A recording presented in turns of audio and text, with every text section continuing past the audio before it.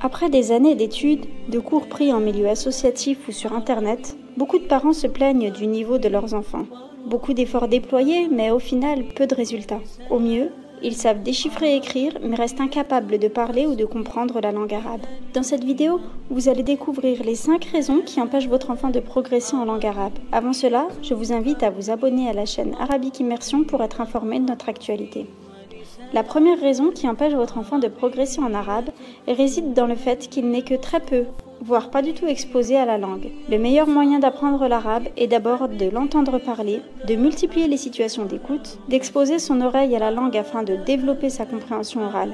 C'est comme ça que les enfants apprennent toute langue et c'est ainsi que votre enfant a appris sa propre langue maternelle. Alors, si vous souhaitez qu'il progresse, exposez-le régulièrement à la langue arabe. Faites confiance à son cerveau et vous verrez qu'il apprendra l'arabe sans effort, ou presque. La deuxième raison qui empêche votre enfant de progresser est le fait de suivre des cours d'arabe en français ou dans une autre langue que l'arabe. C'est totalement contre-productif. L'immersion linguistique est la méthode d'apprentissage naturelle pour apprendre une langue. C'est tout simplement la méthode que vous avez intuitivement utilisée pour apprendre votre langue maternelle.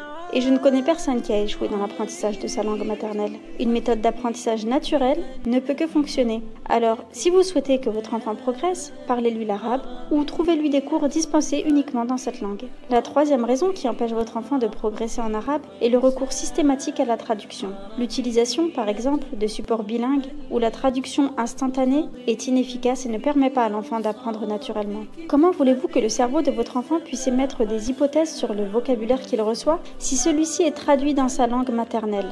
Le cerveau est comme un muscle. Plus on s'en sert, plus il est performant. Comprendre l'arabe, ça ne veut pas dire savoir traduire exactement. Grâce au contexte, votre enfant peut tout à fait saisir le sens d'une phrase, d'une discussion entière, en ne connaissant pas tous les mots. Un des plus grands obstacles de l'apprentissage d'une langue est la passivité. On se souvient tous de nos cours d'anglais du collège où on ne prononçait qu'un mot en anglais, une fois par mois et encore.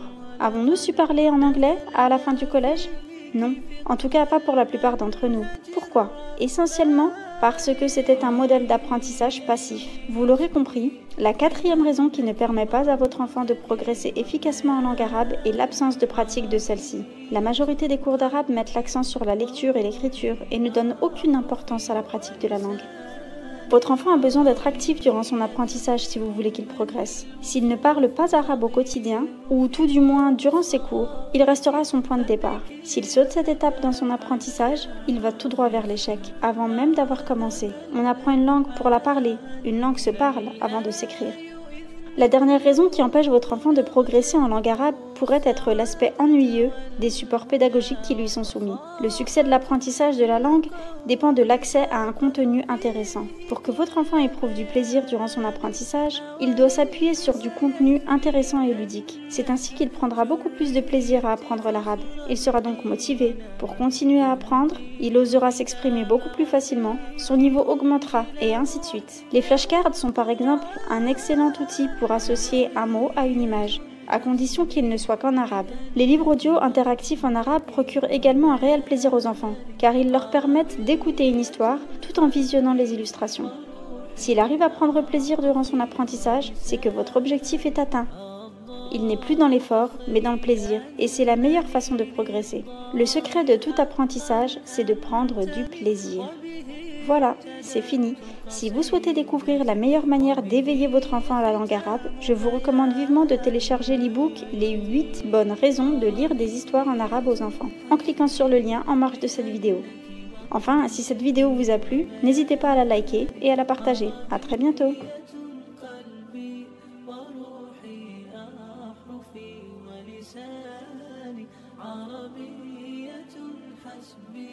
بأنك منطقي وبيان